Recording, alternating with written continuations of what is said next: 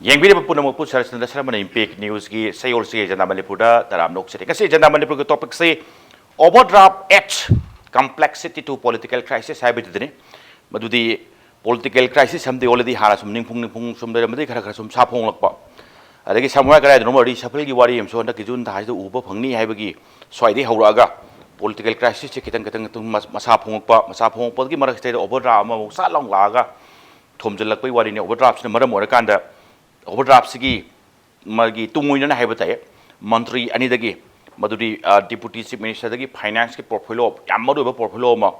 CM na loksan kiba loyal na TSP society dagi maroina power amasung works ki portfolio loksan kiba maroina overdraft ta hai riba maram se department ani hai bani madudi power ne adugo works ki ani ski department se yam ka hai na senpham doktor padagi overdraft hum ye holak pagi adwai indication ni at the same time inquiry committee ma 3 member kanona semba adugumba committee mana inquiry masi tawgani aduga yam thuna report pikhal ohaiba gi area adune aduga political party boroi BJP gi leaders sing kari sing the mantri sing aduga MLA sing CM yauna Delhi da matam kuina ngasi mai ni mangai te kem torok le rakpa ngasi se education minister sarkar ne spokesperson TSRD sam education minister ngasi thung khre thung matung da paumi sing kari sing ge unabda hai wafam sing le khre aduna punjal akanda political crisis samdi ningpung pung meram de kra sapong lakpa tanja se da overdraft sina mu sapu ma aduga maroina luhal lakpa jala political crisis hai bi matang ge khara janaba tanjani lo lengthen bidaba ge sangi agi thang thang pham bi se Professor S Tiken Spokesperson BJP Manipur Pradesh nai Tamo Tiken Bihan taram nok sari adu Tamo Tiken ki oi lengthen bidaba se Jeetendra Ningomba President Civil Committee of Civil Society Kanglei Park ni ai oja Jeetendra bu taram nok sari adu oja Jeetendra ki oi lengthen bidaba ai ge hekta dieta thangna phami ne jari se Sotinkumar Secretary CPI Manipur State Council ni ai nak na ga khal lemina bane adu hang base Tamo Sotin khara ngai dong male khara komna khara free oi ngang tuk se Taumaroina political crisis hedi yam saupo pikpagi wafam na tungan laga reshuffle ki kari wafam sing lakhiba lusingba sinbagi ningphung khara khasu ngangdra badi khara hena phonggalakpa marak sai da tang train thoi gi jun gi tang train thoi gi RBI na state sarkar ga mele naba senpham sing kari sing transaction to yaro ni thingkiba RBI sin maram morga kanu ki overdraft sin maram morga tamo hana sum ningphung phum le namba political crisis so khare hena saphong pagi maram oibra sin tamo so tin ngal lang chani Hujik khoi nausaran takpir siam chuma pora man khoi state saida sakti pai bu kangbu simaro in BJP loin hana gi power param bu congress so I see Manipur am sathiro political khoi gi kari haini sanarak pa adu yam hangoi pot khara dum maro defection gi kari wa pham yam sing masi yam sangna satho pora man maro ina khoi sahi tara mangarom chupna congress ki mahi khoi gi mahi machum mayama sadron lakpa khudong sa puna loi lo la kanda last hour mas BJP ne phador male na songshal lakpa seri biren gi na chief minister ko apam silam tamda so I think khara hore uji wariba seri biswajit ki maroi na maha am achoba sama maroi na hana BJP ki original ni gain kanjara kanda in chief minister from to iga 6 so idana forum ma yam le rongani adubo ngasi go film si de ang pamani masing ka gi baga adu len khare yam ka ba sakti khoi gi party do power de sinabe was leite adu len governor na yam khudong sa mayam pere ka na BJP ke lengak lan bagi offer mayam le gre soida maruoina mathang lakhi pot mayam sing masi manung da yam tharum no pot mayam de khara sum nei brai si yam singna ba mane adu marak seida handak yam chawna mathi phongoi si kadai no hai taragadi khoi gi handaki laiba lok sabha gi election soida khoi maroin inner ga outer ga seida seri biswajit na khoi tajabda inner gi adumba khoi MP mire BJP gi so ma responsibility lawe hai loin outer dana khoi CM biren gi daitani haibam taje adugum bamayam sing si marak seida khoi gi inner da yam chawna mai pak pa khot pa lak pa sigi magi matam su kana rak pa aduna silai potsi lakma tamda khoi gi maruoina khoi khoi sathirish BJP ki MLA taraga taret na chief minister sindopiro 하이드나 센터드 퐁 파이터로 보시네요. 숨보 마탐시 라 마탐다 거기 머루에나 와로리바 치 미니스터나 거기 오직 라이브 포트폴리오 lokthokpaiwa overdraft torambi issue punamaksi hana manungda moi masen punamak sayen ngaina dan toram pos masi mapan tholak banayaba political crisis tagi koi financial crisis silak banayaba adu yam sathiri di koi da yam chingnabam phawri kaino hataragadi se phanai sabani hojik tariba overdraft se 274.48 crore neba silai pot mayam singse masida maruina karam matam do overdraft tari no paisa mayam se karam matam kai thoi no election ki code of conduct lei matam sidai du yam senyam se kai tho kanda masi sen karai sen no subsidy utilization pi bang yam ngam de ba adu khoi chingari di vote ki matam se masida moina adum BJP ki candidate ki favor da paisa mayam se miyam yen ghara kanda election ki adum sakti paina bo na ki bra ba se khoi communist party di madom de chap chana thajay chingnabagi wafam da na khoi mas tarung ne khale ba param khoi election commission of india da khoi akan ba khoi complaint tawroni nongni se manung da khoi masak mayam lang khale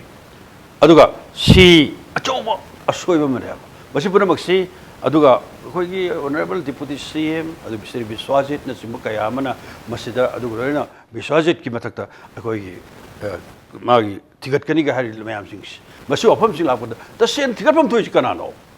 tigat pam thoi kana da no aduga am sen pam se masi kairam da gi matam da chief minister gi adu khoi gi knowledge yaudana habidi niyom lei madudi gari uba lupa crore ani gi matakta 2018 ke January yes to right department lei adugi niyom sing do office memorandum lei re aduna madu violate tawrakan da khoi gi atopa haidi biswajit na natraga deputy cm na paisa si maning tan pakai ka to yaro moi no motadi the kai to puram ya ya moi crore ge above sing se even financial department da submit to goda bani kari ge damakta madudi chief minister ge approval lo gi haiba ma office memorandum ma yam clear oina 8 January 2018 da adugumba memorandum thokra lekhe aduna masi wafam se overdraft wafam se no motadi to woram do mande adu ai lo sedara yai da aduna haijeni di masigi khoi tigat kadoris kanai matak no ise khoi CPI gi maikai de gi chief minister sing matak akan inquiry darkar le adu sing matak inquiry to bai se masigi si sarkar se matam gra suspension tham darga di yaro adu matam gra suspension thamu thamaka da PR thamaki wafam la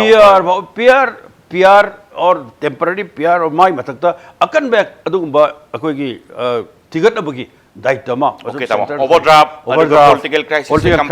complex ko lakpa aduga tangai pharaktra di masi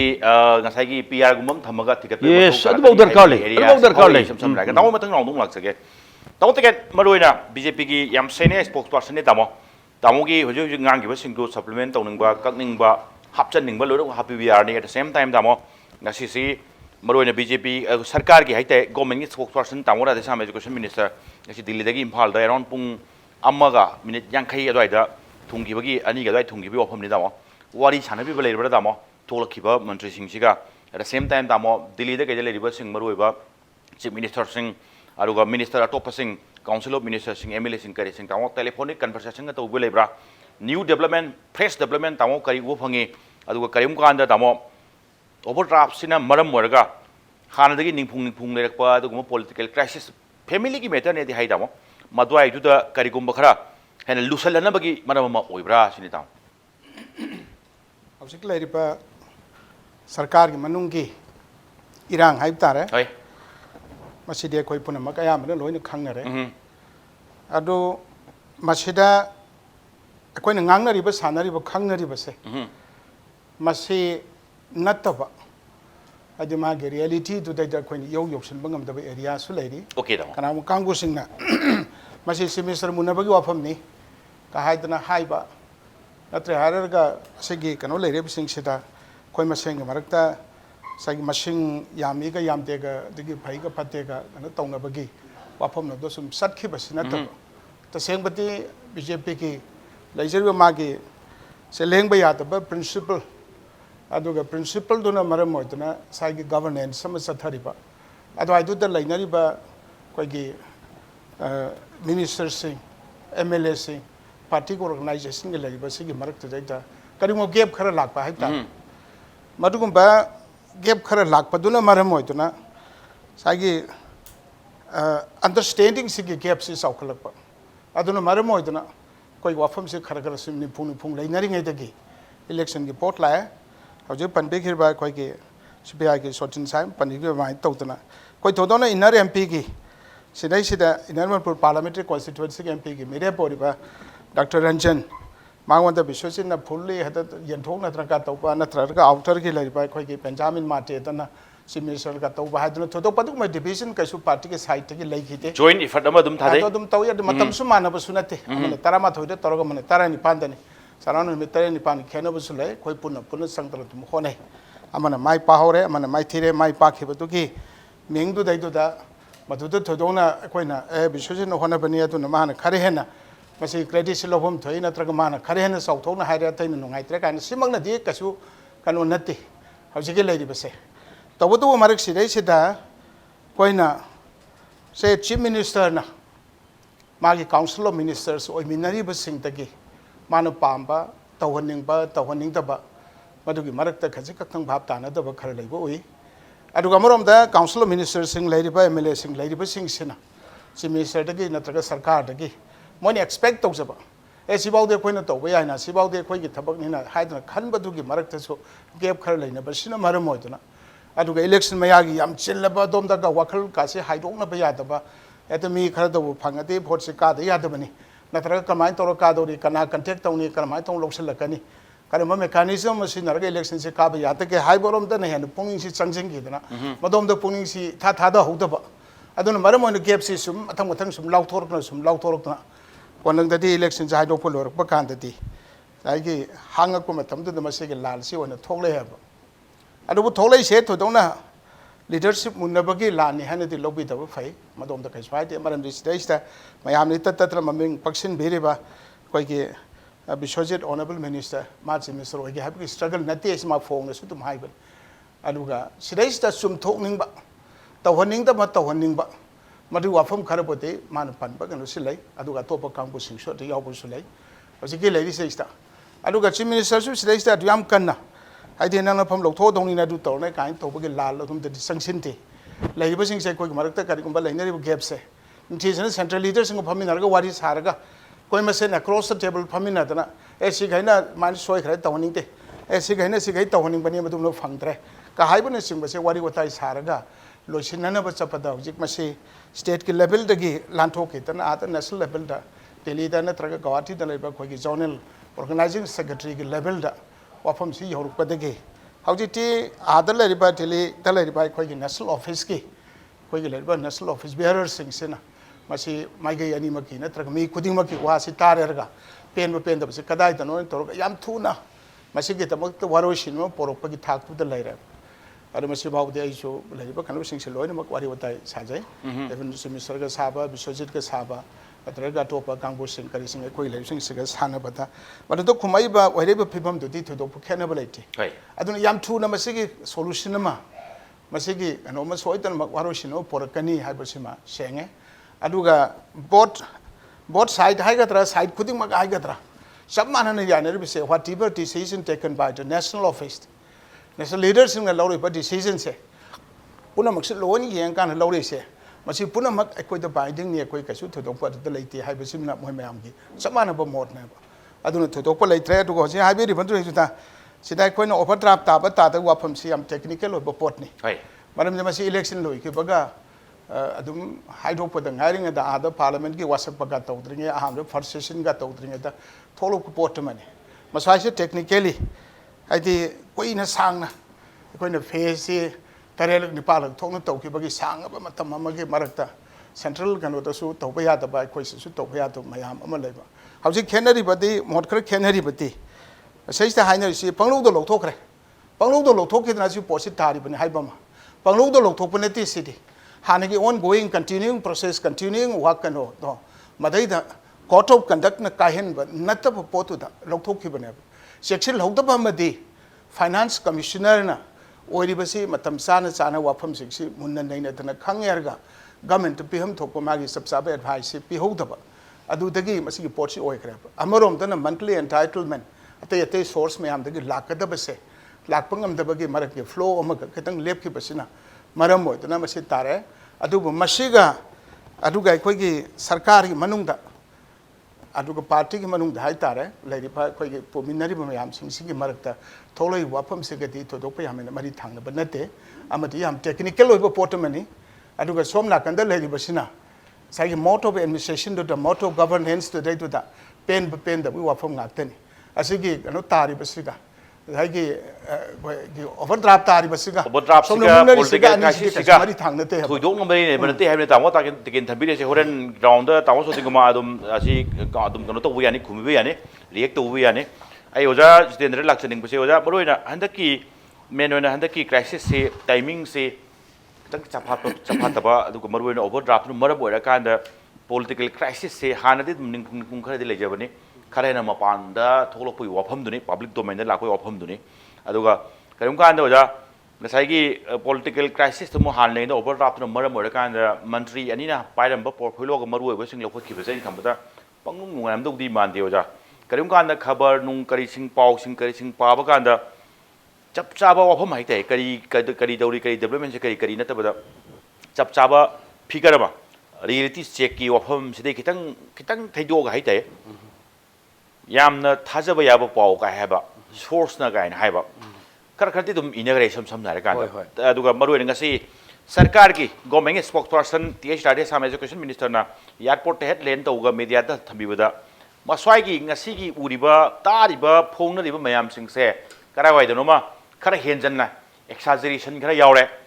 adu over speculation am yaure at the same time rumor khasu yaudra maramur kanda samam nabi sang maru na praja singda aduga civil society organization singda nungang ba phawon bagi maram ma oibra sini mane sume akoina huji lady balaibaksi akoi india haidare india si malim gi oiba yam sakutpa akogi ganatanda chatpa lebak singam nungda ama oire i haidare the English ki moi version dar kana democracy is the government of the people by the people for the people haibane aduna maru oina india leibak sida leiriba akogi lengak pa yauri ba kangbu singna miyang wi damuk khallaga miyang wi damuk thabak torga miyam nunga hengeni haiba potu ne leirise madudani akoi democracy ki yamna fajaba ka wan tok sibu thajai re haraga miyamna people singna mandate piraga bot kahalaga lebanga ineba masigi tanjasida hujik anouba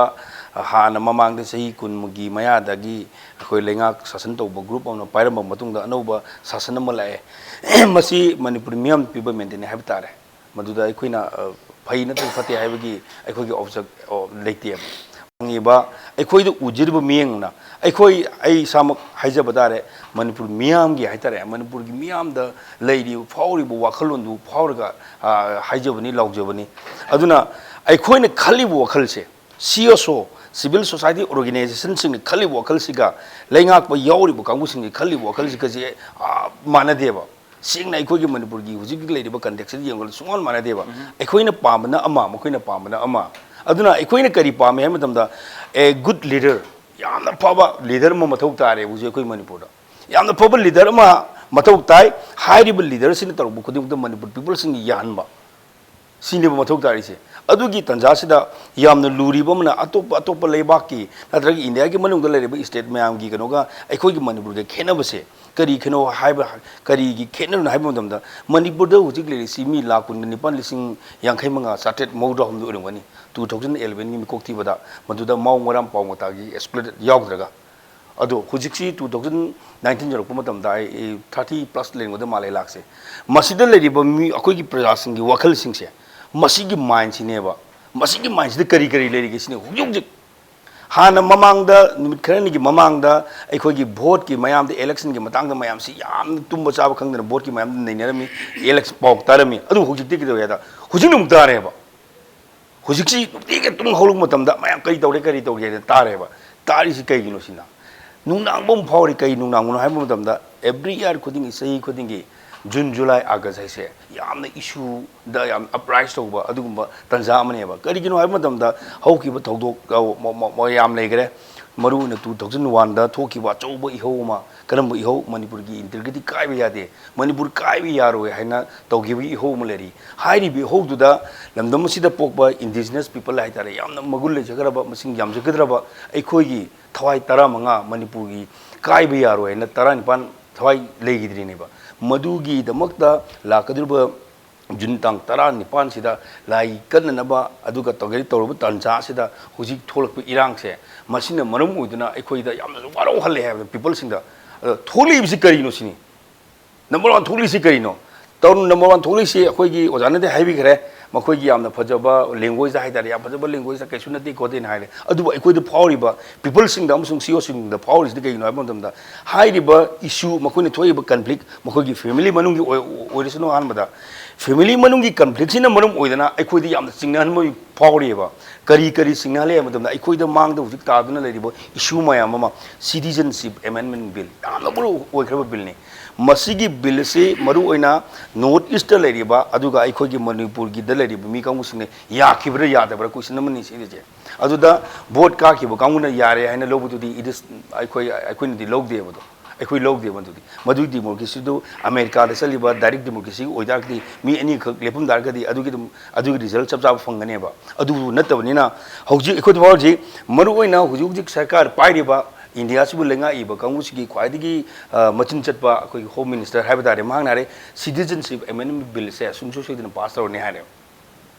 ꯁꯨꯡꯁꯣꯏ ꯁꯣꯏꯗꯅ pass ꯇꯧꯔꯅꯤ ꯍꯥꯏꯔꯦ ꯑꯗꯨꯒ NRC national register of ꯁꯤꯇꯤꯖꯟꯁꯤꯞꯁꯤ ꯒꯨꯋꯥꯍꯥꯇꯤꯗ ꯇꯧꯕꯗꯨ ꯑꯍꯥꯟꯕꯗꯗꯤ NRC ꯍꯥꯟꯅ ꯇꯧꯔꯒ CAB ꯀꯣꯟꯅ ꯇꯧꯅꯤ ꯍꯥꯏꯔꯝꯕꯗꯨꯅ ꯍꯧꯖꯤꯛꯅ CAB ꯐꯥꯔꯁ NRC ꯁꯦꯀꯦꯟ ꯗꯥꯏꯔꯦꯛ ꯍꯟꯖꯟ ꯃꯥꯅ ꯍꯥꯏꯁꯦ ꯑꯗꯨꯅ CABꯁꯤꯅ ꯃꯔꯝ ꯑꯣꯏꯗꯨꯅ ꯑꯩꯈꯣꯏꯗ ꯀꯔꯤ ꯇꯧꯔꯛꯀꯗꯒꯦ ꯍꯥꯏꯕꯗꯨꯗꯤ ꯃꯅꯤꯄꯨꯔꯒꯤ ꯃꯤꯌꯥꯝꯗ ꯑꯩꯈꯣꯏꯅ ꯈꯪꯍꯟꯕ ꯌꯥꯕ CSOꯒꯤ ꯁꯥꯏꯠꯇꯒꯤ ꯈꯪꯍꯟꯕ ꯌꯥꯕ ꯈꯪꯍꯟꯈ꯭ꯔꯦ ꯇꯧꯕꯇꯕꯨ ꯁꯔꯀꯥꯔ ꯄꯥꯏꯔꯤꯕ ꯀꯥꯡꯕꯨ ꯍꯥꯏꯕ ꯇꯥꯔꯦ ꯑꯩꯈꯣꯏꯒꯤ ꯏꯟꯗꯤꯌꯥꯒꯤ ꯂꯩꯉꯥꯛ ꯄꯨꯜꯂꯤꯕ ꯑꯗꯨ ꯏꯟꯗꯤꯌꯥꯒꯤ ꯂꯩꯉꯥꯛ ꯌꯥꯝ ꯊꯥꯖꯔꯤꯕ ꯀꯥꯡꯕꯨꯁꯤꯡꯅꯗꯤ CABꯁꯤꯅ ꯃꯅꯤꯄꯨꯔꯒꯤꯗ ꯀꯩꯁꯨ ꯁꯣꯛꯍꯜꯂꯣꯏ ꯍꯥꯏꯕ ꯄꯣꯠꯁꯤ ꯌꯥꯝ ꯇꯞꯅ ꯍꯥꯏꯔꯤꯑꯕ ꯃꯁꯤꯒꯤ ꯑꯅꯤꯒꯤ ꯀꯟꯐ꯭ꯂꯤꯛꯁꯤꯅꯦꯕ ꯍꯌꯦꯡ ꯁꯣꯛꯍꯟꯕ ꯇꯥꯔꯒꯗꯤ ꯀꯩꯗꯧꯗꯣꯔꯤꯒꯦ ꯁꯤꯅꯤ ꯑꯩꯈꯣꯏꯁꯦ Okay. CABC ꯁꯤ ꯅꯤꯡ launa maroina parliament da kaida July gi session swaida puthoropugi bifam swaida puthoropu wafam ne at the same time Manipur people bill du sudum pending lady ai kidang samjinderge sainga khara hangare na aduga maraksida 2018 da hujiki laingak ba paibiriba khoi gi kanona 2018 da ni pass to Manipur people bill na ahan the protection of Manipur people na 2016 da pass to gumne du laibukti ba gi haidare ai khoi gi ching amsung tam ani gi marakta misunderstanding am laibudigi maduma laibukti ba oikre ojirasunu adugi matung da hujik 2018 da pass to gi ba Manipur people bill na Manipur da laiba ching tam haiba tare pulap na yana raba adugma bill ado pass to na nubagdam da koi pass to matung da SNPBU na thagi bo da karim namsil ga kaim khang da lai thokharga CB da mo emphasis pi dei ne CB da hujik moi maruina India da hujik lesi 2011 da mi kok ti bada mi karo cham kun ga mathwai lak nipan lising humutret something gar oibani adugi kangbu mayam sing di gidamukta Hindu majority haiba tare maruina sida mind tong ga actually te maruina moi India di maruina hujik leiba kanuji Hindu da yam emphasis bibani na adu Hindu majority oiba kangbu sing gi nga ko north eastern leriba indigenous people maruina north eastern leri si mi lak manga ga kano kro manga ga sing itimu oibani adugi kangbu sing du gi kem khaloroi drasineva CABC hana mamang da board car mamang gi hujik board car ingi gi living tan jasida aikoina moina hai yamna phajana kai hai akoi provision ma hakoni akoi gi culture akoi gi nat akoi gi sol oina hai di hai bom di legi bado aduga hai gi poto hujik board car matungda madugi maramda Manipur people sing yagi debani ko citizenship amendment bill si yagi debani ko aduna masigi matangda akoi tangnalege haina tangnar tanja sida family gi oiba manungda mokoi kaina bagi huja hapaja waida haibane si minister munaba natra minister munaba ngaktaneba masida hoina masida moina lale harigadi mochu langani si people sin loi khangwa ngaktaneba aduna asigi gumma tanja am luba tanja asagi aside nate border pillar gi matangda kari mo kai thawa yaubirige question je development ne kari thawa yaubirige development hariga khogi dolan sabagi thika law yabagi kanu yabu aduna di yaro sine koina ajina aduna Manipur gi mi am da phawriba yam da nungnang ba mayam sing se masi tawgi mota mkhoi masel ge manakta masa gi self interest ki oiba koi gi gain phangna bo honar ku lanjau je changjel puse masina maramoida aikoi na mamang harisi 1891 da Anglo na Manipur war da kadwi thokhin sin 1891 da British ki makha da koi lan song ki ba koi namte ki ba koi maiti ki ba do imung manung ge na bi lan le ba 2001 gi adugumba koi gi kanu gi matang du su ai koi gi matam du da leiba koi gi leingak pu ka gi yam da instability oi ba aduna ore ki bu tanza ne ba chi gi tanza ja ai koi yam singneri se hauji koi gi ojanu thambi gre karigumba sei na ba ma ho ojanu hare imung manung tawramani aduga north east ogre north east ogre gi kanu da delhi ogre delhi na haibu kamu ni yale ni hare ba delhi na haibu kamu ni yare ni ado kari du yadu ni singa नान है मैं खबर the record मैं हम लोग खाऊं आते नहीं होजिक कोई की चीफ मिनिस्टर सिलु आई वो कांगू सिंगनी आई वो कांगू तो ऑफर में तौर में दूसरी याद रहे दूसरी करी नो याद विषय कोई नहीं है जिना कोई की वादी तोंबो वगैरह चावो वगैरह विनिंग में वजिजनु तब बट तब तो वो कोई मियाँ की खलो सिनी मणिपुर पीपल की खलो मतम मसे होजिक मतम मसे यामना याम क्रुशियल लेबा तंजाने बा क्रुशियल लेबा तंजा याम क्रुशियल लेबा जंक्चर नि अदुगा मतंग स्वाइसदा अबरोम दा हरगा पॉलिटिकल क्राइसिस सिंग करेसिंग फैमिली मैटर ने हाइबा स्वाइसे टाइमिंग सादे मणिपुर गे इशू मयाम लेरी सम दा हरका द केप इंखलकपगी अदुगा मणिपुर पीपल बिल सिंग करेसिंग आर टेबल दा कोई ऑफम सिंग बॉर्डर पिलर सिंग करेसिंग की स्वाइ इशू सिंग जे यंग नौबा अदुगा लेरेबा फिल्म पॉलिटिकल क्राइसिस नंबर मोरकांदा सिविल सोसाइटी ऑर्गेनाइजेशन सिंग यामना नुंगनांगै होहनबगी तंजा हापचली तहनबीनो सम सम गवर्नेंस फजन तौबियो सम सम लीडर की चप चाब मतिक बुगुंदो लेबाक की पीपल की थादबियो है कोक सम सम थैंक यू आई तामो सोटिंकुमार लाक्चबसे तामो ब्रेक अम लौथोकचरगे तामो अदुगा याम सांग ngang तंजा लौबी ब्रेक की मतुंग इम्पैक्ट न्यूज के जेंडा मणिपुर येंगबीबा पुनम की फमदा तुना पुतुना लाक्चगे इम्पैक्ट न्यूज मियंग तादुना लेबियो ब्रेक के मतुंग येंगबीरे पुनमु अमुक Taram नोक्सरे ngasi agenda Manipur gi topic overdrafts its complexity to political crisis haibagi matang kita khana jaramba maroina first half break ki mamang singi edu break ki matung tarakadaba area sing dune maroina break ki matung se tawo Sotinkumar ne haijaba dune break ki matung laksage ne khara sem sabiro mali nawo maroina BJP gi spokesperson senior spokesperson thambiba overdraft ka political crisis ke di thoina मरी लिंदे है बगी area दुम तामो याम कन यानिंग दब मा यानिंग दब उटपई ngak दि नोंग रे तामो अतो एरिया दुम अदुग प्लस करिम कान तामो ओवरड्राफ्ट से हंदक की सरकार ममांग की सरकार सिंगी मतम दसु तामो ओवरड्राफ्ट दुम फंगी तामो था क्या तोलो पिब ngam दबई करी फिल्म सिंग खो याम थेंगरे थेंगांग केर का तामो तबो दबो गेजेट की करी की अदुग मरुना सोशल मीडिया की यामना अंगकपा थाकता लेबे फिल्म दुना तामो ना हंदक की RBI ना पिरक नोटिस से याम थुना सोशल मीडिया कन्ना भाइरस होरपी एरिया में स्वाई उग्रे दामो मरोना कहीं कांदा मस्वाई ओवरड्राफ्ट से तसेंगना पोर्टफोलियो कटर होना सिनगिबगी मोंग मानब्र दामो पोर्टफोलियो लोथोकपदा मतेंग अमा नत्रगना पोर्टफोलियो से सल्लगे कायनगा तोबगी एरिया में तजाम लोगिबे एरिया दि माली दामो स्वाई एरिया से दामो कितंग कुपना कितंग खरा सांगतन दामो जोजिक तापिरि पॉइंट्स याम सुंबो कनो मनी अदग साइखो जात के नाइबी के पोट्स इमुंग मनुंगी क्राइसिस सैदा थोई पोस्ट सैदा यामना लाइना पॉल्यूशन खनबगी यांग थबदौन तौबस बस याम लाने खले मरमदी असांग पोदु तोखरकांदा हंदक अखोगी ओखरोल फमगी कैबिनेट मीटिंग दा मंत्री तरुक लाखिदबस मद चीफ मिनिस्टर न हाइरे मोगी एक्शन लौनी मोई पोर्टफोलियो होंदोकनी मंत्री सिंदोक सिन तौनी सि वफम मयाम मंत्री ट्राइन होइदा तरुक लाखिदबे से ओपन ओइन मियाम दा प्रेस ता के फोंदोखरो फबा माने सि मतुंग तारपदा अखोगी डिसीजन ग्रुप हाइगद्रा सि मयाम दगिसु मसाय हाइजकिबा मदुदि MLA मंत्री अहुम याउना अखोगी श्री बिरेन की मायोक थाजदबगी सेंटर अकन प्रेशर मैम पीगे वासे याम फोंगे सि लापकांदा मरुइन हुजिक ओवरड्राफ्ट की इशू से लापदा मरुइन मदुदा चेंदरम मैम एक्शन लौनी अदु तौनी अदुगो लोन इंक्वायरी कमिटी सेमनी मोय पोर्टफोलियो होंदोय खोते सि मैम सिंसी मसे तुमिन लेबे यादब पोट अदुगो इमुंग मनुगि वा ओरगसु मसे हयें वाई भावबदा कोई सरकार से कायरोय नत्र कायनी नत्र चीफ मिनिस्टर होंदोकनी होंदोय गायबसे तोंगान थमकांदा सि पुनमक्सि पाक हेक ताइसनबे यादब सेंटरना एकता मसे ताइसनबा थमकपा इशू मैम तो पो अखोगी मोइना वायन बिरकपा मैम तो मदु पाक हेक लोइसनबे याब पोटी ओइदो मानदे अदुस मथक्ता हुजि लेरि पोसी ꯑꯩꯈꯣꯏꯒꯤ ꯂꯩꯄꯥꯛꯁꯤꯗꯩꯗ ꯉꯁꯤꯒꯤ ꯁꯔꯀꯥꯔꯁꯤ ꯌꯥꯝ ꯁꯥꯊꯤꯕ ꯑꯟꯍꯣꯂꯤ ꯑꯦꯂꯥꯏꯟꯁꯀꯤ ꯁꯔꯀꯥꯔ ꯑꯃꯅꯤ ꯌꯥꯝ ꯁꯥꯊꯤꯕ ꯁꯛꯇꯤꯗꯕꯨ ꯄꯥꯏꯔꯒ ꯂꯣꯏꯔꯦ ꯁꯛꯇꯤ ꯄꯥꯏꯅꯕ ꯍꯣꯠꯅꯕꯗ ꯃꯣꯏꯒ ꯌꯥꯅꯕ ꯌꯥꯅꯗꯕ ꯋꯥ ꯂꯩꯇꯦ ꯑꯔꯥꯛꯄ ꯄꯨꯝꯅꯃꯛ ꯑꯗꯨꯒ ꯂꯣꯏꯅꯅ ꯑꯗꯨꯒ ꯂꯧꯁꯤꯟꯕ ꯌꯥꯕ ꯄꯨꯝꯅꯃꯛ ꯂꯧꯁꯤꯟ ꯍꯥꯏꯕꯅꯦꯕ ꯉꯁꯥꯏ ꯃꯥꯡꯗ ꯑꯩꯈꯣꯏ ꯃꯔꯨꯞꯅ ꯍꯥꯏꯕꯤꯈꯤꯕ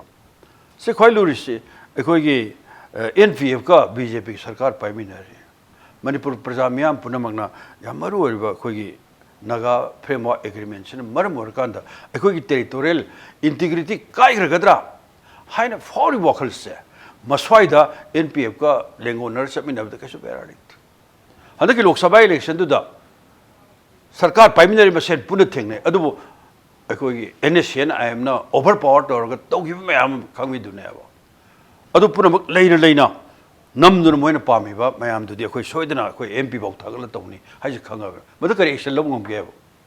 ꯃꯗꯨ ꯀꯔꯤ ꯇꯧꯕ ꯉꯝꯒꯦꯕ ꯃꯗꯨ ꯑꯣꯟꯅ ꯇꯩꯅꯕꯗ ꯃꯣꯏ ꯂꯩꯄꯥꯛꯁꯤ ꯀꯥꯏꯔꯒꯁꯨ ꯑꯗꯨꯒ ꯅꯥꯒꯥꯁꯤꯅ ꯄꯥꯝꯃꯤꯗꯤ ꯃꯅꯤꯄꯨꯔ ꯇꯦꯔꯤꯇꯣꯔꯤꯌꯦꯜ ꯏꯟꯇꯤꯒ꯭ꯔꯤꯇꯤ ꯀꯥꯏꯔꯔꯣꯏ ꯑꯗꯨꯕꯨ ꯁ꯭ꯇꯦꯠ ꯋꯤꯗꯤꯟ ꯁ꯭ꯇꯦꯠ ꯁꯤꯐꯥꯎꯗꯤ ꯑꯩꯈꯣꯏ ꯌꯥꯗ꯭ꯔꯒꯗꯤ ꯍꯥꯏꯕꯁꯦ ꯃꯁꯤ ꯀꯟꯅ ꯆꯪꯁꯤꯜꯂꯛꯄ ꯄꯣꯠ ꯑꯃꯅꯦꯕ ꯅꯥꯒꯥꯂꯦꯟꯗ ꯆꯠꯅꯔꯤꯕ ꯑꯥꯔꯇꯤꯀꯜ ꯅꯝꯕꯔ 317A ꯁꯦ ꯑꯩꯈꯣꯏ ꯃꯅꯤꯄꯨꯔꯁꯤꯗ ꯑꯦꯛꯁꯇꯦꯟ ꯇꯧꯕꯁꯦ ꯁꯤ ꯃꯣꯏꯒꯤ ꯆꯞ ꯆꯥꯕ ꯑꯗꯨꯝꯕ ꯁ꯭ꯇꯦꯠ ꯑꯃ ꯂꯩꯈ꯭ꯔꯕꯅꯦꯕ ꯑꯗꯣ ꯑꯩꯈꯣꯏ ꯁ꯭ꯇꯦꯠꯁꯤꯗꯤ ꯀꯥꯏꯔꯣꯏ ꯑꯗꯨ ꯑꯣꯏꯔꯒꯁꯨ ꯑꯩꯈꯣꯏ ꯅꯥꯒꯥ ꯇꯥꯕ ꯂꯝꯁꯤꯡꯗ ꯃꯗꯨꯅ ꯑꯦꯛꯁꯇꯦꯟ ꯇꯧꯔꯛ ꯃꯇꯝꯗꯗꯤ ꯁ꯭ꯇꯦꯠ ꯋꯤꯗꯤꯟ ꯁ꯭ꯇꯦꯠ ꯁꯤ ꯂꯥꯛꯇꯣꯏꯅꯦꯕ ꯑꯩꯈꯣꯏ ꯁ꯭ꯇꯦꯠ ꯁꯔꯀꯥꯔꯅ ꯀꯩꯁꯨ ꯈꯨꯠ ꯊꯤꯡꯖꯤꯟꯕ ꯉꯝꯃꯣꯏꯕ ꯑꯗꯨꯒꯨꯝꯕ ꯁꯛꯇꯤꯗꯨꯒ ꯑꯩꯈꯣꯏ BJPꯒꯤ ꯁꯥꯁꯣꯟ ꯇꯧꯃꯤꯟꯅꯔꯤꯑꯕ ꯁꯤ ꯑꯀꯤꯕ ꯑꯃꯅꯤ ꯃꯅꯤꯄꯨꯔ प्रजा ꯃꯤꯌꯥꯝꯅ ꯌꯥꯝ ꯈꯟꯊꯕ ꯋꯥꯠꯄꯤꯕꯒꯤ ꯋꯥꯅꯤ ꯇꯧꯕꯒꯤꯗꯤ ꯁꯤꯒꯨꯝꯕ ꯁꯔꯀꯥꯔꯁꯤꯒꯤ ꯂꯧꯔꯤꯕ ꯔꯣꯜ ꯃꯌꯥꯝꯁꯤꯡꯁꯤ ꯑꯀꯤꯕ ꯑꯣꯏꯌꯦꯕ ꯑꯗꯨ ꯃꯊꯪꯗ ꯉꯁꯥꯏ ꯍꯥꯏꯈ꯭ꯔꯦ CAB ꯁꯔꯀꯥꯔꯁꯤ ꯄꯥꯏꯔꯕ ꯑꯣꯏꯔꯗꯤ citizenship ꯑꯦꯃꯦꯟꯃꯦꯟ bill ꯆꯠꯅꯍꯟꯅꯤ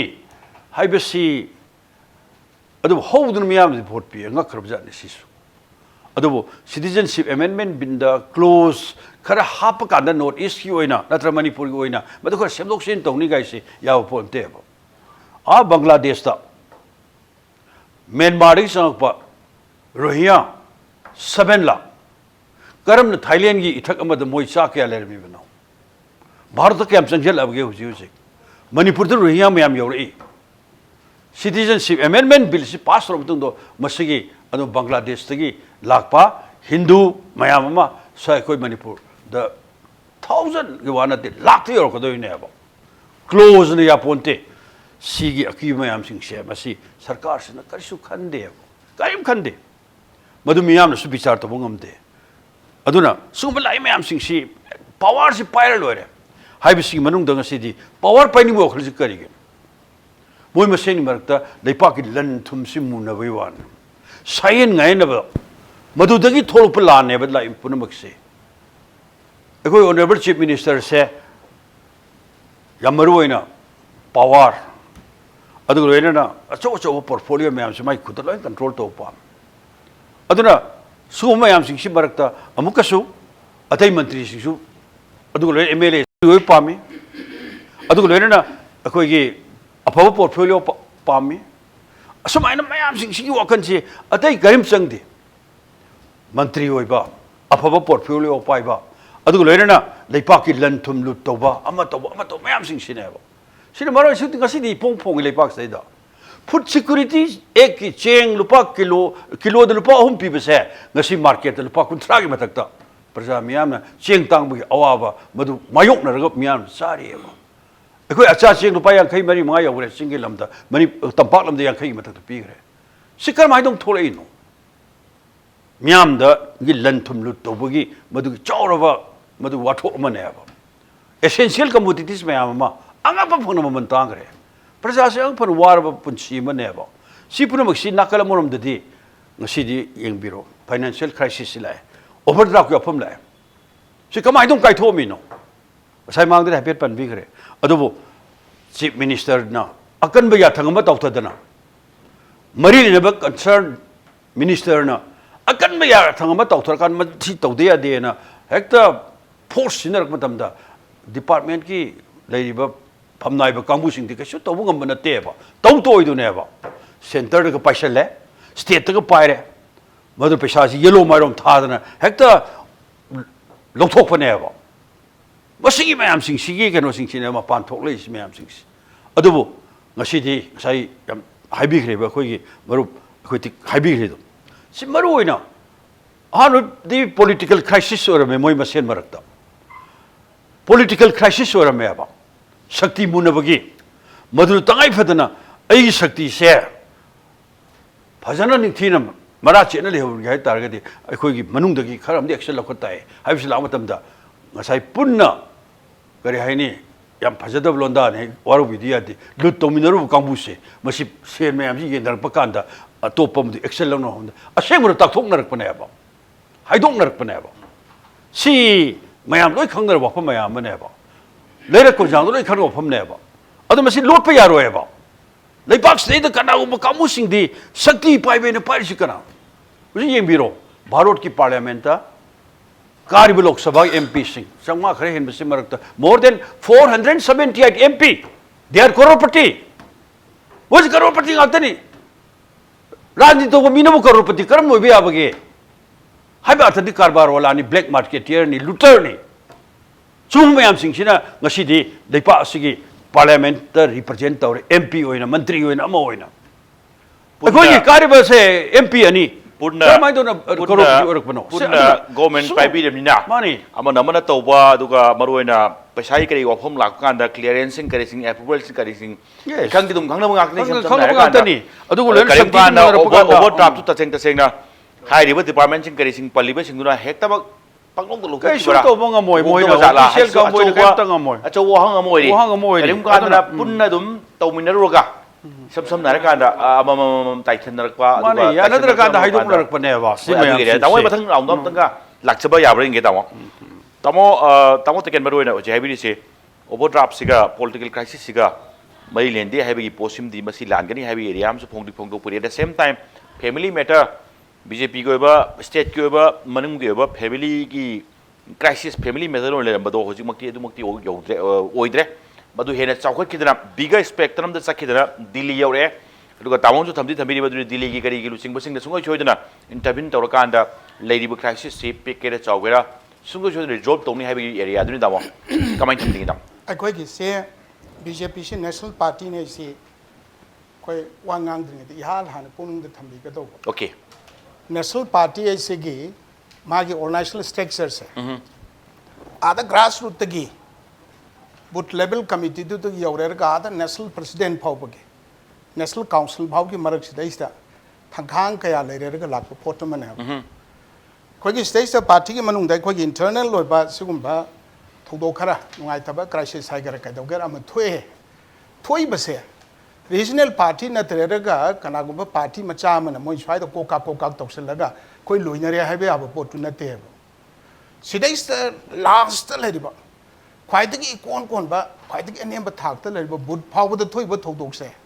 Other labor national party, national president, national council of Hobogay, Maraki information in the tin of Fauna Gata Portaman. Adubane by a Gawati or a Delhi or has a Gawati the Lady Zonal Organizing Secretary, Northeast States, Idana, Lady Baduna, Amugana Quagi, like by state Nipans, including Sikkim Yauna, Yanjin Labor Organizing Portaman. Madu Kanare, Adu Kanar Matundamo. National General Secretary, National President, Adiga other Prime Minister, Home Minister, Larry Mayam, to Kanar Haraga, matters come out on a Maduki to Warushino for a Kadake. Natraga, quick circle, Prime Minister, Mantri, Singh Marakta, Minister, Council of Ministers, Marakta, Cabinet Mantri, Karaki Marakaka, minor gay plagme. Now, high Potuno Carino. Si Minister Torba Sars in a Carino. Si Minister Nana Torba Tabakuna Carino. Kadawa, don't let say. Marakta is the misunderstanding like Bagiwara, Tasenamara Laribase. Masi national office on a Delhi national president to Galoina, national general secretary to Galoina, in charge to Galoina, zonal organizing secretary Galoina, Quagi state Galoina. Punna Yemina Bagi Tabuk Tubuna, Masi, it is not a big joke. Organization get Tangai Pataba, I did Kalaga bypass or Satpaya, Portamata, Masimalan, Ubidaba. But I'm the BJP said pretty big quite a job political party never. I just mind a Masa Karakano, Lerga Karangam, but the Karapato Torga like give out port to Natem. Adubuni, Manungi, Portamaka, because the national level the Masi port say Canary Hirega, Masiki cano say, Waroshin said, show the Mutuna Porakan, I say. How you angry about Kambus and Shimark to Samana in a side of Tamzari. I don't know if you put on Canara Kanda lower, but decision to that Koipuna binding Haidi say. थोदों दिल्ली है याकुन गोरो गोरो हते इल्लदो बन नत्रगा मोगी मखादा का लेबा यामने सबऑर्डिनेट कनो अमदा काबा यामने स्लेवरी टेंडेंसी में लेबा दौन उबिरोय दौने अब मसीदी पार्टी की डिसिप्लिन की थाक थाक की डिसिप्लिन की पोतुने सिन अमा अनि सुबदना पोर्टफोलियो खरा होंदो होंजिन तौदना खोतना तौरिसे मसीगी मेन रीजन दी से सपोज वर्क्स मंत्री ओरिबा बिश्वजित दगे वर्क्स टू लौथोखरे पावर टू लौथोखरे अदुगी डिप्यूटी सीएम ओरिबा एनपीपी की डिप्यूटी सीएम वाई जयकुमार दगी फाइनेंस लौथोखरे फाइनेंस ने वर्क्स ने पावर ने अहुम लौथोकपसे हौजिक ओवरड्राफ्ट तारे हरब पैसा दुदैदुदा लौथोखरिबा पैसासिना मरम ओइब्रा पैसासि मरम जाना लौथोकपरा नतर मरम जादन लौथोकपरा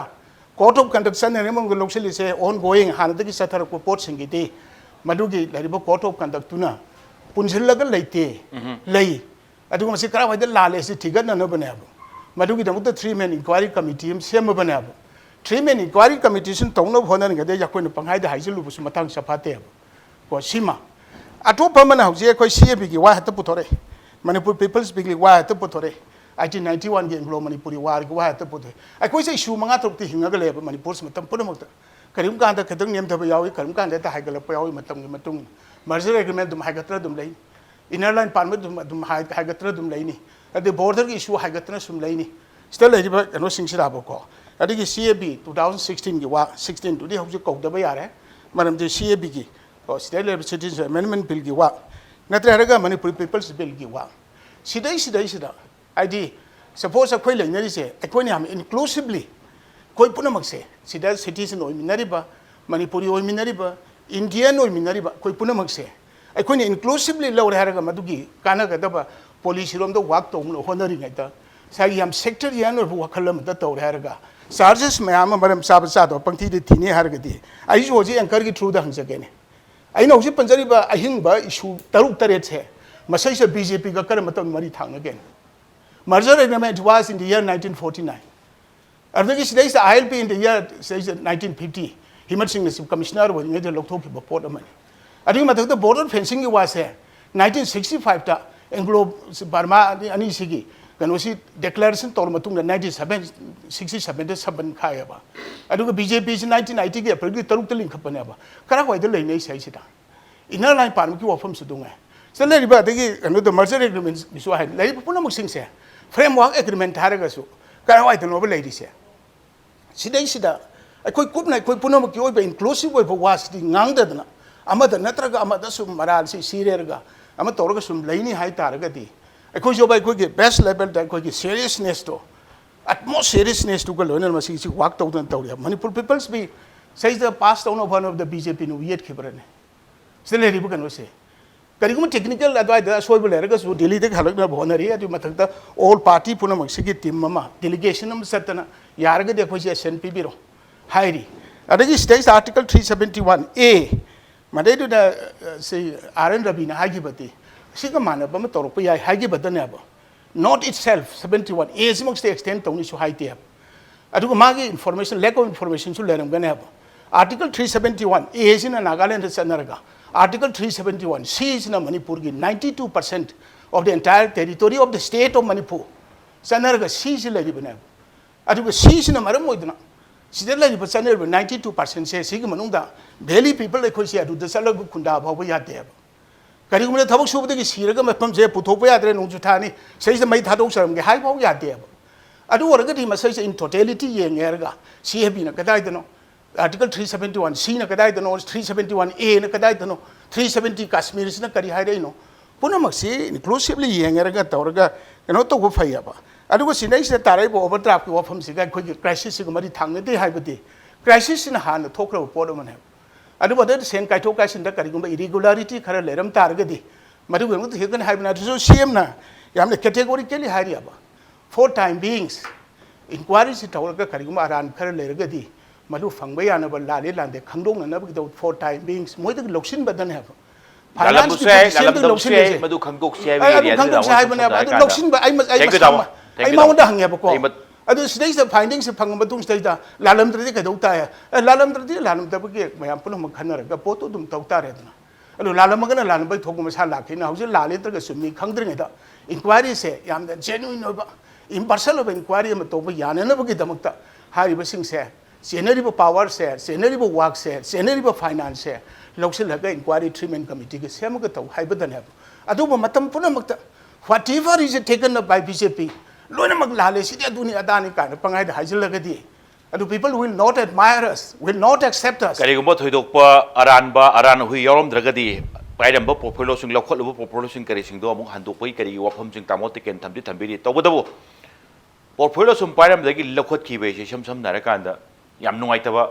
yam waro hanba karim kandana lalaboi chap chan lalaboi ning hanabagi abdi area am dilete banate madugi area sing do hayeng madu thigat lakanda pithok poduna adwai damage to giba parts sing do control to ya do be have so wahang di wahang amane ai oja sentence of absolute hoy masai sai bishoji to so hangya na ki reaction karino honorable minister reaction karino power amadi work se adom de lok thok khra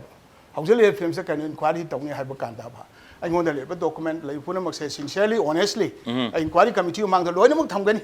sidai sta temper to gi bagi koina masigi enda ki batangi overdraft ki batang se tawo koina waizu kumar deputy chief minister aduga ts bishoji singh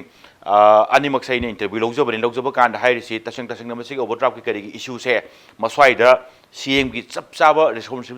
responsible maswai da lei maramdi 2 crore ki above sing se finance department da submit tawrakanda hai riba 2 crore above sing kari singi matang ki approval logi area amni aduna yam chawa semam jing kare sing lokthokpa si chief minister level yogdri lokthokpa yadagi tangkak ama natragna thokli wafam si masa sum lokthokibdagi chaw kibjala ga haibagi area am su leitabdina te sam na harga 2 crore du yogdaba marak ta yam toin logibi area sing kare sing hoi tidoga khangani tidoga di khangani tabodo portfolio kare sing lokthokpado khara waro hangna bagi adu karim kanda maduna thon giba debe sing do madu pa hata phau ya do man da gi area am su udab dinate oja Jeetendra loshal lak pase ai dawo Sotinkumar se ngamaga dem chasa ge dawo dawo timing ki time constraint nu dawo oja Jeetendra wang hang da su ya ro ma dawo te ge kan ngang ba yam kan ngang bagi ma ai do re oja ta ngang tha biro si question ne ai na ji du si kenu ne khoi di people ni hai tare people gi thabuk tok je ne hai tare aduga khangbi ge da bomana iतिहास na history na kana gum to neglect tok de okay aina to give aran mase ai tum le horadamne aina sum tawredamne aina sai bijaba anglo manipur 1891 da kamdongna aikoi koi mai thi gi no aibo kadum lan si the root causes of kano se magi hori bi kadai hori no aibo clear oi bi haibni da okay history ne tawdo matwa degi para yam tamba yai ai aje gi ge 2001 da thokiba thawdok करीदगी no हाइबो पोतुने बखोइना लाइसे राजनीति तौबा political तौबा कांगू सिंगसिना अमसु यानबा अमसु याना चतबा मतमदा अमगी favour पिरगा अम बांगन होनबा पोतुदी यारो हेबनेबा अखोइना साय हाजरसे अखोइ ओजाना साय हाइबदा किदंग सिंडिमेंट ओइबो पोत खर यावरे हाइतारे खुदिंग मक्से BJP दो लोइ तासले हाइबगी perform मा हाइबो वा अदु नते कोना हाइदि अखोइदी मतम गी ओइबा अखोइ CSO ना कदुगदसु कनागुम्बा लेबाकी लुसिंग मन थबक मतरब अफब थबक अमतरब मतमदा अखोइ मा होइ फते हाइदे सी क्लियर ओइबियो अफब थबक मतरब अखोइ अदुम फै हायबा अफदब थबक मतरब अखोइ फते हाइगदुनेबा अदु हाइद्रगदे कोइ CSO ना ओइना लेबे आटर कैनु सिनेदा हुजि ख्वाइदे लुसि हुजि सैना बदुना मरम ओइदना हुजि अमजो हांदोंनबा याददा मरक फल तादना लेगे पावर पामी मोयाम पावर लेस की तजासीदा अखोइन पामीबा अखोइन कीरीबा पीपल सिंगना नुंगाइदो पोल मैम टोक टोक थांगेलदी कना थिंगदोरी सिनी अदुगी रेस्पोंसिबल कना पुगदे सिनी आइना हाइजे से खुदमोइना अखोइ आइना हाइजेदुसी बीजेपी ना पालो हाइबगी वानते अमगी वानते हुजुगी बीजेपी कांगुदे पावर मुनेबी पोसे पावर मुनेबी पोट हाइबसीदी सिदी ककबो यारोदे बोफमने सिदी MLA मागी सपोर्ट तोंगनेरी मैम सिंग मन लोइ निर्माक्तनेबा अम पामनर पुदिंग आकिने अमाइने पामनरी के मरक तो नंगसु याते फरेदी नबानी पुलप तोना हारगा पवार मीने पाशरंगा अखोई की दमक लेबा की लाव फरसु फटसु सरकार पाइ अखोई मीनद्राबा अखोई हाइजे अखोई की मी ओइबदुदा अखोई लावजबदा ताबिरुदबा दिल्ली ने क्या ताबिदुरिगे सिनेदा सी क्लियर ओइबियोबा सी याम लुबा पोनी तसिंगना आइने नेशनल की पार्टी मदा आई बिलोंग तो एगा गाइना दु याम सपोर्ट लक्सलकनु सिने याजना अखोई लोन निपान सुब सिदुल संजय के है मतलब अखोई हराव बिरकिब्रा सिने सी थाजनिंगा ओइब्रा सही jar ओइदद्रो armed forces special power exbu karma da hojik Chhattisgarh aduguma mi kya hale je mogi Indian army kya hale mokoi mo is kanu ka mayam duna moi khulai bai mayam duna mo da armed forces special power chane draga hui chane ka gi sini sigi nunang mo male si khangbi ba national party da belong to ba any ojino o jisana ojino Manipur ki people sing ne kari fauri ke Manipur ki anubu generation mirul sing kari fauri si khangbi sing ne ko na ji ai koi huji Indian citizen ni ai Indian citizen na te kana haidu re sini adi Indian citizen amu or gadi India ki citizen amu da people tok ba magi fundamental right to kayam phangab gi sini ne kayam na makoi treatment harau na makoi masani tra ko makoi masuni na ai koi kayam na treatment to Hangnari ba right sing do sab chana phangalo hai bane sam nare kan da adi huji khwai gi moru na India ki national anthem sa ko yaw ra sini question je si khushi haro ga international oino low ka ba yam lai ri ba adugi podu khangbi ra ga thabak to biyo yawn bi habni sam nare aina su oi biyo yawn da ba adu khangbi yo sini aina sa mamang da hai gre just a good leadership ma mathuk tai hujik oi si phai amachung phati ai ba ai comment tok jiroi adu afaba mi amagi matok tamaga afaba lebak ama aikhoi gi mapa mapu oi ba kanu sina aikhoi nungai lo hai bane ba guina se aikhoi people ama oi bagi hujik 21st century gi hujik malem gi oi ba sakhut ba lebak ki padam thabu dam da post modernism ga haidro tanzania ba 2015 da a mars da khunda laita na ba kanu to tanzania ba sida aikhoi masil sa mukna raga leibagi film si masi sort to no hono ha chine aikhoi na je power is ta roka aikhoi da board bi aikhoi to ge hai mi aikhoi power is ta kanna mai onsin biraga karim ka da hujiki aseng ba tanja hai bani sam nare kan da adune aikhoi da miyam na khan gi ba miut ni miyam na pamba sing miyam gi hul khang na thabok phajan to bi bu du ni taseng na power crisis sina sum hen jalaktana karim ka da pam daba area sing PR sing kar sing thamjal laga adu ai du da praja sing thagat chagi ba mute sing do moi sing do tabi ningai leitragadi sam nai ga yam ning ba kai ni adigi oja mana ai masigi post khitang oja adigi silent to biro oja oja gi damu ta khan biro issue sing kare sing mang ga tari ba issue sing kare sing paket biro yes matam du gi thoki ba irang issue sing kare sing हारिबो सिंसे BJP का मरी labour नदबगी वफम दुना तोगानबम ने सरकार पाइरिमिना करिगुम थोलो कांददी अखोइना तोरमबनी तोरमबनते काइना चेनबदी यादो मानदे सरकार आइसिगी continuity दुनी सम ना ओजादी ओजाइना मत लोइसु मत आई खरसु तेन गरे ओजा ओजा खर सांगरे कनुने अखोइदे यामना फतबा अखोइ यामना कोऑर्डिनेट ओइबा याम पांगदा वखलु नमक लेरि अखोइ मणिपुर द लेबा people सिंसे ai sum jeng ba malem gi oi ba pot mayam sum jeng ba Manipur da le ba Manipuri sing se individual oi ba masa gi oi ba pot di ma chi yam thona bhai ai tare sports to ro culture do ro larik to ro na sa da le khale mi ne Ukraine do Russia da gi gano da South Korea India gi ma world gi ba phum khudum gi le akoi Manipur ma sa le te yaw di ta ai na je adu mo thona pharga hojigi akhoi khalina akhoi India ga karigum samnadrigadi natrigi India ni karigum kanum tawbirak de koi sirene ne khanba wakhal me yauri ba sidin ayam ngai je mo ngasi bok da Manipur da na kanu da mi sara hele sib kana yaw gisini akhoi gi thangnaduna leibak Mizoram ji wakhal yam phagre makhoi gi lusing basing che yamna wakhal far sided way ba Mizoram se ai ko yam da north east ki manung de khwai tamjaningai oiba koi lebang ne aduga not only for the kano da political party nataba any citizen kudum yamna good citizen mu oiba mo aduna aina haibade ai koina hairu daga Delhi hairu daga ama adugi wakhal lu ja ka ko mu sine dai na ai ko ju Manipur gi ai su heda hali ai ju BJP gi na daga ai gi Congress ne ai si tok da yaro mu sine Nagaland ki chief minister na mupung amaga koi Manipur chief minister mupung am diga gi okay mantri adi country amagi manung da punna labor state singkari singi manung amma chanbanina lejasanu kasu kai de to masa mathanda marom dom lepcha bagi adugumba chatnabi ma adugumba thabak singkari sing paikhat pa yam mathau tani habne tawo sotin ngang di ngang ngi do mal daw matam di loiba taw minute amtang please go ahead taw koi mona hage ba kanu to ta aingonda pause bom ka khai hoi अखोई India के national anthem से रविंद्रनाथ टैगोर ने Laing मतमदा अदुग national anthem से करम बिसय बोयगदके वंदे मातरम बोयगद्रा जनगण बोयगद्रा दु बोयगद्रा ने लेबनब मतमदा लेबनगिदना जनगण मन नेशनल एंथेम ओइगी बसे मसी नत बोय सेंटेंस समतन मसी सय से लेबखियो मतम से Manipur Bharat tindring ide masan ta bele tindring ida se lakshmi ba lakshmi bo tawa place tere adu mala tawa so minimum tam tawa lo shala ai yam ten haider gadi hujik lay report se Manipur ki isu ki wafam ngang natana BJP na laingak se control tawri am kar sa son tawre hare mana pami sidi maroi Hindu rashtra ma semning me wafam sin